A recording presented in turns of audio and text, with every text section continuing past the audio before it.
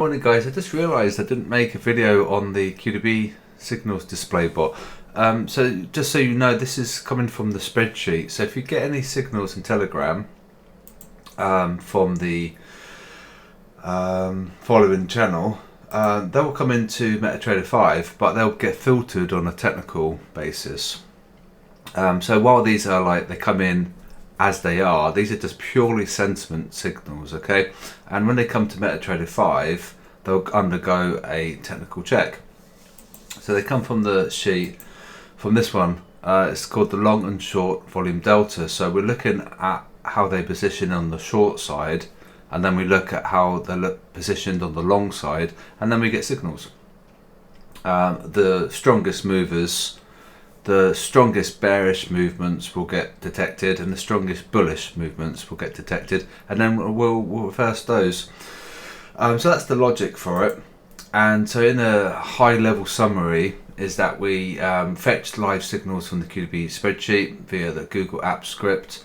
It's got full risk management. It's got EMA, RSI filters, so that ensures that we're trending before we enter, and we don't enter a trade if we're massively overbought or oversold. That's the RSI bit. We look at ATR. That's for the risk management part.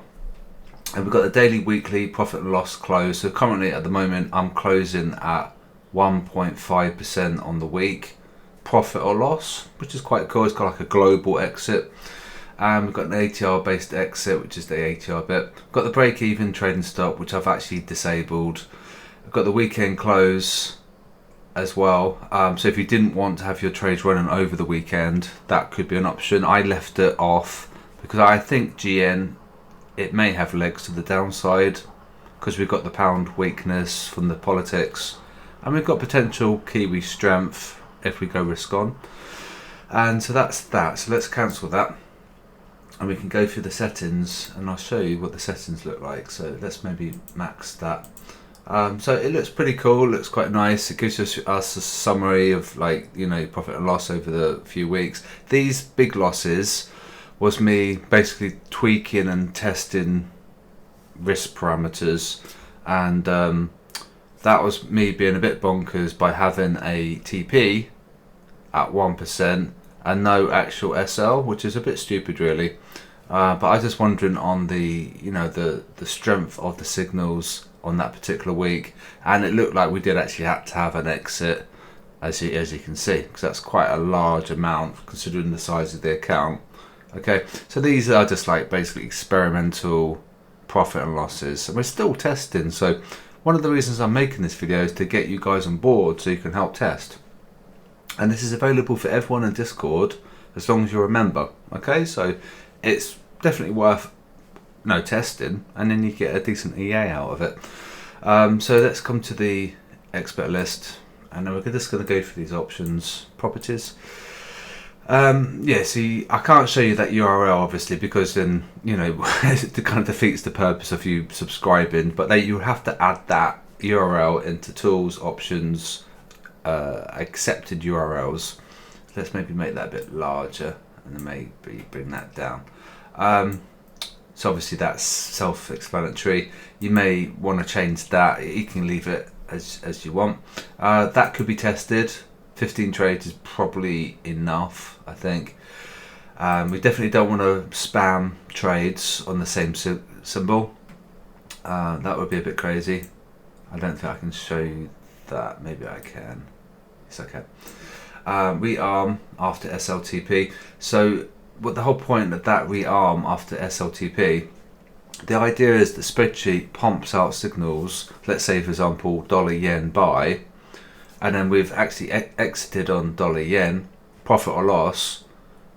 If you rearm it, it will then trigger dollar yen buy again, and then again and again, until it's not valid. So in a way, it's a good thing to test. It probably is a good idea to stop the rearm. If you have it to true, you put more emphasis on the sheet as opposed to, you know, keeping it low risk.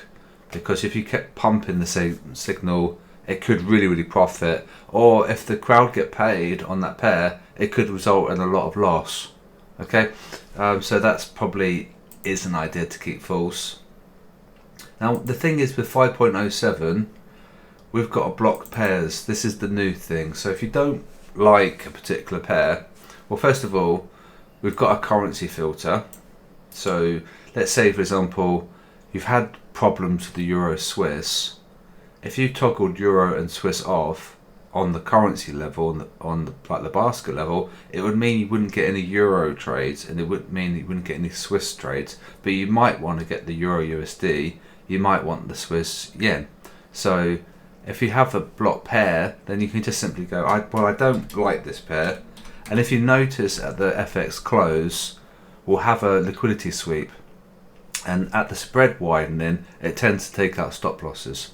So you may want to get rid of that one, and you may want to get rid of that one as well. Maybe, it's up to you. And then of course you just press OK once you're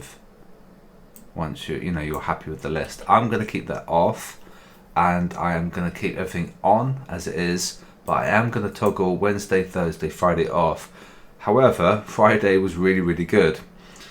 So that needs testing too.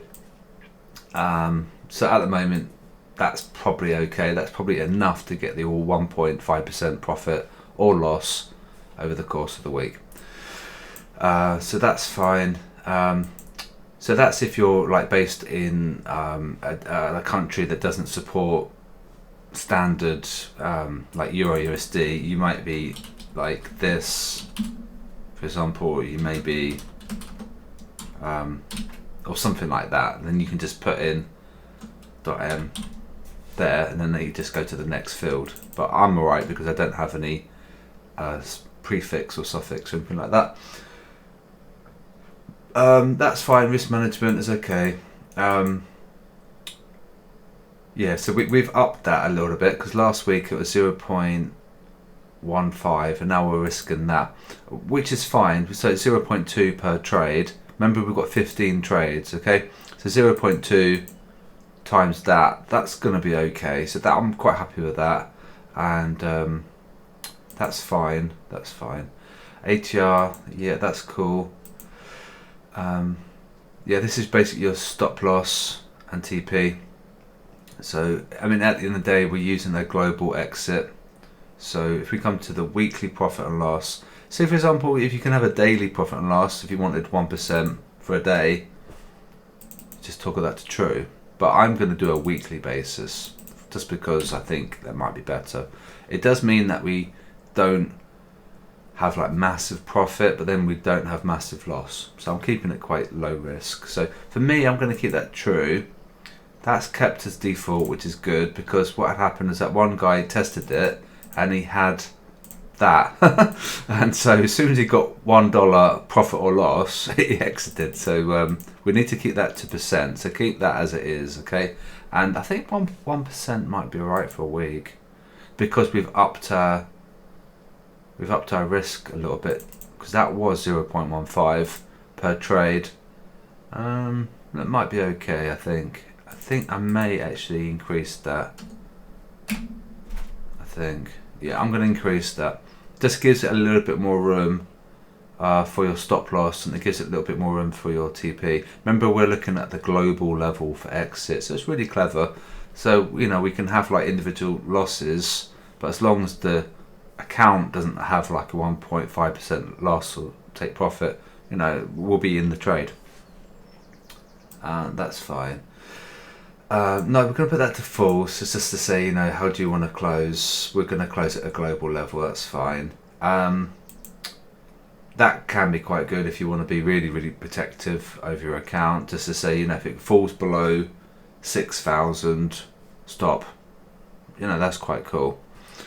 Trade management. Yeah, it's going to modify the SLTP. That's fine. We're going to disable the break even and the trading stop. I found in lots of forward testing and back testing, while the trading stops, they're really good, they can truncate your profit, and what it sometimes does, it does come in too quickly when you should let the trade run. However, on my manual trades, the trading stop's been quite good, so that may be need testing. For me, I've just kept it false, and so we actually get to our ATR, TP or SL global exit. I think you're going to probably truncate your profit if you have the trading stop break even, and you'll note if you have a trade and you put your stop at break even, it will come up to your break even, get you out, and then it will continue lower. So this is the key thing. So this is the technical aspect. So remember the data comes from the sheet, it then gets filtered by a H4 trend. So these EMAs need to be in alignment, and that's really important. If they are not aligning and they're all mixed and they're interweaving each other and they're going sideways, no trade. They have to be aligned to the upside for buy, aligned to the downside for sell. So we can't have any sideways nonsense. Okay, so that's important. And then this RSI filter, this enables us to avoid being overbought, oversold, and so we have a little retracement. So let's say, for example, we have a big pump. We'll wait, allow for a retracement a little bit lower, and then we'll look to buy, and we'll get that retracement zigzag, and up we go. And that's important. Now I think maybe you may need to toggle that, whatever your server time. You just want to avoid the FX close because of the fact that the spread widens, and we see that Asia liquidity sweeps, and you may want to avoid that. So for me, I want to avoid trading after 8 p.m. UK, and I don't want to trade before 4 a.m. the next day. So we've got a big window where there's no trades. So you're just avoiding Asia liquidity sweeps, no stop hunts. It happens a lot on a lot of symbols, and what happens is that it rages stops, and by the time you've woken up, you're like, oh great, I'm out of that trade. That could have been avoided. So that's what we're going to do. We're going to avoid trading over that period. And we're going to have a weekly halt. That's fine. And we're going to probably maybe test that for this week. And just so it's going to get us out completely of all trades on Friday at 8 p.m. server time. So I don't know what your server time is in the world. It's going to be different to mine because I'm in the UK. And that's it. So that's just a video there. And what I'll probably do is, because this is like the last version, this 5.07, we probably won't have many more versions, but if we have any big update, I'll make a video on that. But it's just a video on how to navigate through these options and how the spreadsheet works and how it feeds into the EA, and the EA does a technical check before we enter, and that's it. So hopefully you guys join. I'd appreciate more testers, because I think there's only about 3 or 4 right now, and we need more people, and you'll get a decent EA out of it. And remember that the sentiment is going to be reliable because of the fact that retail traders lose money like consistently. So if we fade that, we've got a decent edge. And so I hope you have a good weekend, a good Sunday, and I'll speak to you guys soon.